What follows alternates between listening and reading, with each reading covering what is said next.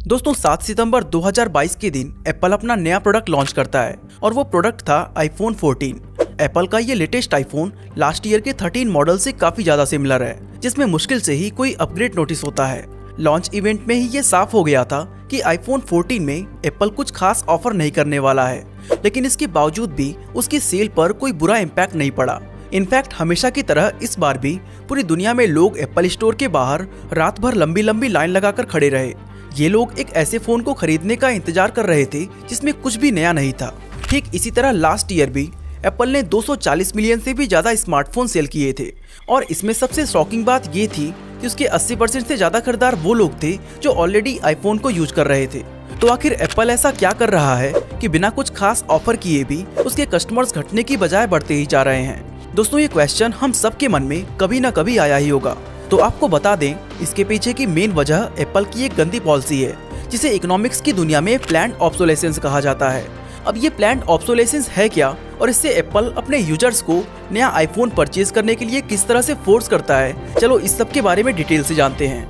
दोस्तों, अगर हम देखें तो केवल एप्पल ही नहीं बल्कि दुनिया की ऑलमोस्ट सभी बड़ी बड़ी कंपनीज लगभग सेम स्ट्रेटजी को फॉलो करती हैं। जहां छोटे बिजनेसमैन इस चीज पर फोकस करते हैं कि उनके नए नए कस्टमर्स बन सकें, वहीं बिग ब्रांड्स का टारगेट वो लोग होते हैं जो पहले से ही उनका प्रोडक्ट यूज कर रहे होते हैं। अब प्रोडक्ट को खरीदने के लिए कस्टमर्स के पास एक स्ट्रॉन्ग रीजन तो होना ही चाहिए। आखिर वो कस्टमर बार बार एक जैसी चीज को क्यों खरीदेगा? तो दोस्तों, इसके पीछे कई सारे फैक्टर्स हैं जो आज की नहीं बल्कि एक सदियों पुरानी स्ट्रेटजी पर काम करते हैं, और वो स्ट्रेटजी है प्लान्ड ऑब्सोलेसेंस। इसका मतलब होता है जानबूझकर ऐसे खराब क्वालिटी के प्रोडक्ट्स बनाना जो कम समय में ही खराब हो जाए या फिर जिन्हें जल्दी जल्दी बदलने की जरूरत पड़े।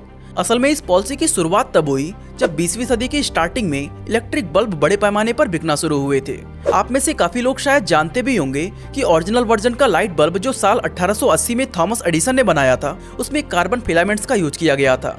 ये फिलामेंट 2000 घंटे तक जलने के लिए डिजाइन किया गया था। अब क्योंकि उस वक्त के लोग हमारी तरह दिन भर बल्ब को ऑन करके नहीं रखते थे, इसकी वजह से ये बल्ब कई मंथ इवन कई सालों तक भी खराब नहीं होता था। अब इसके 30 साल बाद ऐसी हालत हो गई कि बल्ब बनाने वाली कंपनीज घाटे में जाने लगी, क्योंकि लोगों के बल्ब खराब ही नहीं होते थे। तो ऐसे में उन्हें नया बल्ब खरीदने का जरूरत भी नहीं पड़ता था। फिर धीरे धीरे उन कंपनीज को ये रियलाइज हुआ कि नए कस्टमर्स ढूंढने से अच्छा है उन पुराने कस्टमर्स को बल्ब बेचा जाए जिनके घरों में बल्ब फ्यूज हो गए हैं। इस तरह उन कंपनीज को अपने टारगेट कंज्यूमर्स की पहचान हो गई। अब बस वेट था एक पावरफुल प्लान का, और उनका ये इंतजार साल 1920 में उस वक्त खत्म हुआ जब जर्मनी की ओस्राम, नेदरलैंड की फिलिप्स और यूएस की जनरल इलेक्ट्रिक्स एक साथ मिल गई और फोएब्स कार्टेल के नाम से अपना एक ग्रुप फॉर्म करके इन सब ने ये डिसाइड किया कि सेल्स बढ़ाने के लिए बल्ब की लाइफ टाइम को 2000 से घटाकर 1000 आवर्स कर दिया जाए। साथ ही उन्होंने दुनिया के बाकी मैन्युफैक्चरर्स को भी सेम काम करने के लिए फोर्स किया, और इस तरह दुनिया का पहला प्लान्ड ऑब्सोलेसेंस सफल हो गया, क्योंकि लोगों के पास अब एक लो क्वालिटी बल्ब खरीदने के अलावा और कोई ऑप्शन बचा ही नहीं था। अब दोस्तों, अगर हम आज के टाइम में देखें तो दुनिया में हर साल करीब 1.5 बिलियन स्मार्टफोन सेल होते हैं, और जानते हैं इसकी वजह क्या है? ऑब्वियसली लो क्वालिटी प्रोडक्ट्स, क्योंकि मैन्युफैक्चरर्स अपनी सेल को बढ़ाने के लिए फोन को इस तरह से डिजाइन कर रहे हैं कि वो जल्दी ही टूट जाए या खराब हो जाए। आज फोन्स में इतने डिफरेंट डिजाइन ऑप्शंस अवेलेबल कराए जा रहे हैं कि लोग उनकी ओर ज्यादा अट्रैक्ट हो सके, और डैमेज्ड फोन का रिपेयर कॉस्ट इतना हाई हो जाए कि लोग एक नया मॉडल खरीदना ज्यादा पसंद करें। इसके अलावा कंपनीज स्मार्टफोन की बैटरी, स्क्रीन, कैमरा और सॉफ्टवेयर को ऐसा डिजाइन कर रही हैं कि वो रफली 18 महीने तक ही अच्छी तरह परफॉर्म कर पाते हैं। दोस्तों, आपको भी लगता होगा कि ये काम सिर्फ वो चीप चाइनीज ब्रांड्स ही करते होंगे और एप्पल अपने कस्टमर्स के साथ ऐसा कभी नहीं करेगा, लेकिन सच्चाई यही है कि इस लिस्ट में एप्पल का नाम भी शामिल है, और ये बात साबित भी हो चुकी है कि वो अपने पुराने फोन को सॉफ्टवेयर अपडेट्स के जरिए स्लो कर दे रहा है। यहाँ तक कि 2017 में ऐसा करने की वजह से उसे $310 मिलियन का फाइन देना पड़ा था। लेकिन क्या हर कंपनी एप्पल की तरह अपनी सेल्स को बढ़ाने के लिए यही ट्रिक अपनाती हैं?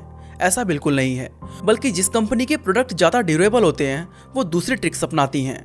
फॉर एग्जाम्पल 1920 में जब लाइट बल्ब कार्टेल हुआ था, उस समय जनरल मोटर्स और उसके सीईओ अल्फ्रेड पी स्लोवान ने एक बहुत बड़ी व्हीकल मैन्युफैक्चरर कंपनी फोर्ड के साथ मिलकर बिल्कुल ऐसी ही एक दूसरी स्ट्रेटजी प्लान की थी। दोस्तों, 1920 के दौरान कार की परफॉर्मेंस इतनी अच्छी हुआ करती थी कि लंबे टाइम तक उन्हें बदलने की जरूरत ही नहीं पड़ती थी। तब स्लोवान ने एक एनुअल कार मॉडल तैयार किया, और इस नए बिजनेस मॉडल के तहत उन्होंने कार के लुक, डिजाइन और कलर में थोड़ा सा अपडेट करके हर साल एक नया मॉडल लॉन्च करना शुरू कर दिया। इसके बाद फोर्ड मोटर्स ने भी सेम काम स्टार्ट कर दिया। अब ये नई कारें काफी हद तक वैसी ही होती थी जैसा लोगों के पास पहले से थी। इसके बावजूद भी इस स्ट्रैटेजी की हेल्प से इनकी सेल कुछ ही सालों में काफी ज्यादा बढ़ गई, क्योंकि नए मॉडल के सामने लोगों को उनकी कार अब आउटडेटेड फील होने लगी थी और लोग उसे एक ट्रांसपोर्टेशन मशीन की बजाय एक फैशन और स्टेटस की तरह देखने लग गए थे। उस वक्त इस टैक्टिक को डायनेमिक ऑब्सोलेसेंस का नाम दिया गया था। सेम यही स्ट्रैटेजी आज एप्पल और दूसरे स्मार्टफोन मैन्युफैक्चरर्स भी फॉलो कर रहे हैं। ये कंपनियां बड़ी ही चालाकी से नए कलर और डिजाइन के साथ हर साल अपने नए स्मार्टफोन लॉन्च कर देती हैं, जो एक्चुअली पुराने मॉडल से कुछ खास अलग या स्पेशल नहीं होते हैं, लेकिन फिर भी लोग खुद को अपडेटेड रखने, शो ऑफ करने और अपना स्टेटस मेंटेन करने के लिए इन नए मॉडल्स को खरीद लेते हैं। और दोस्तों, इस मामले में एप्पल का नाम सबसे ऊपर आता है, जो साल 2011 से हर साल सितंबर के महीने में एक बहुत बड़े इवेंट के जरिए एक नया आईफोन लॉन्च करता है और हर बार उसका प्रॉमिस होता है द बेस्ट आईफोन एवर। लेकिन ये एक ऐसा प्रॉमिस है जो मुश्किल से केवल 12 महीने तक ही टिक पाता है। वैसे दोस्तों, ये डायनेमिक ऑब्सोलेसेंस एक 3 साइड पजल का सिर्फ एक हिस्सा था, जहां इसका दूसरा हिस्सा है द राइज कंज्यूमरिज्म, यानी लोगों के बीच अब नई चीजों की खरीदारी केवल जरूरत तक ही सीमित नहीं रह गई थी, बल्कि ये खुशी का साधन बन चुका था। असल में दोस्तों, किसी भी चीज को खरीदने के बाद कस्टमर को एक शॉर्ट टर्म हैप्पीनेस मिलती है। आपने भी ऐसा महसूस किया होगा कि जिस चीज को खरीदने के लिए आप बहुत ही ज्यादा एक्साइटेड थे, उसे खरीदने के सिर्फ एक हफ्ते बाद ही उसे देखकर उतनी खुशी नहीं मिलती।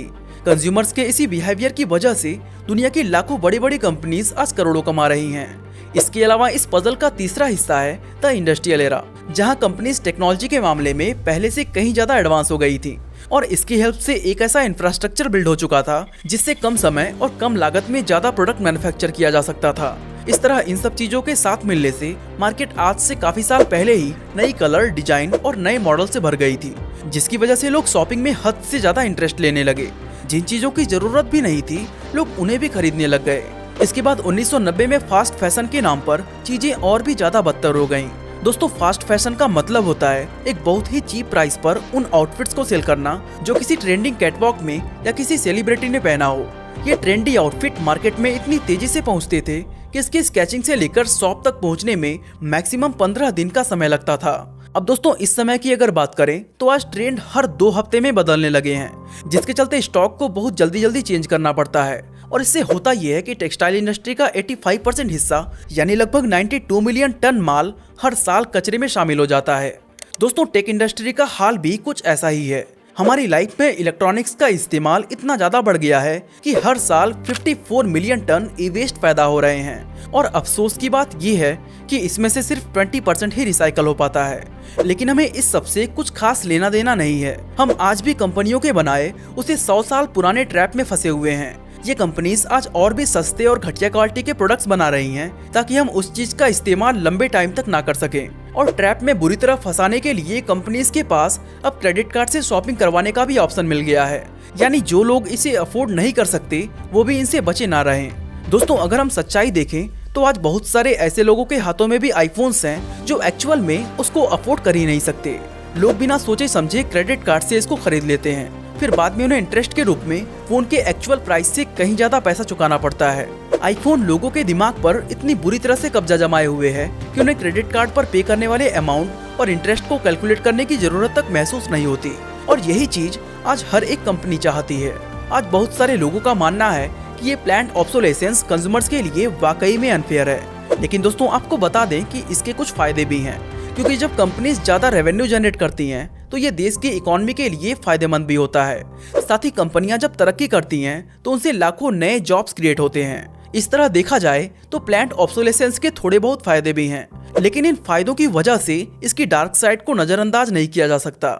दोस्तों, अगर हम बल्ब के एग्जाम्पल पर वापस जाएं तो कैलिफोर्निया के फायर स्टेशन में एक ऐसा बल्ब लगा है जो पिछले 120 सालों से खराब नहीं हुआ है और इस बल्ब को 19वीं सेंचुरी के टेक्नोलॉजी से बनाया गया था। इसलिए अगर आपका पुराने मॉडल का फोन अच्छे से वर्क कर रहा है और फिर भी उसे अपग्रेड करने का विचार आए तो एक बार इस बल्ब के बारे में जरूर सोचना। बाकी दोस्तों, अगर आप जानना चाहते हैं कि एनर्जी ड्रिंक के नाम पर रेड बुल लोगों को कैसे बेवकूफ बनाता है तो आई बटन पे क्लिक करके वीडियो को देख सकते हैं। बाकी आज के लिए बस इतना ही।